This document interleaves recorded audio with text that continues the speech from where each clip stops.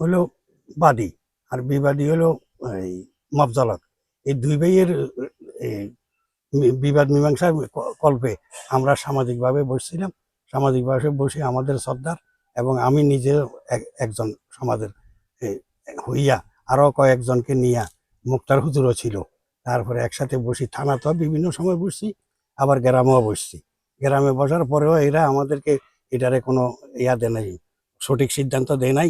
আমরা চাইছিলাম এরা আগে প্রথমে আমরা যখন বিভিন্ন সময় মাপজোপ দিয়া তাদেরকে চলাচলের জন্য জায়গা করে দিছি, এই 6 ফুট না 4 ফুট, এটা আমার পুরা নাই, এই জায়গাটুকু এর উপরে ছাড়ি দিব, এরা এখানে এই চলাচল করব। আর চলাচলের জন্য 3 বাই থেকে 3 দুগুণা 6 হাত 6 ফুট জায়গা আমরা করে নির্ধারণ করে দিছি, চলাচলের জন্য রাস্তা বানাই দিছি। কিন্তু এতারা বন্ধ করে দিছে। বন্ধ করে দেওয়ার পরে এটা বিভিন্ন সময় আমরা তারপরও বসছি, কিন্তু এরা হয় নাই, সমাধানে আসে নাই।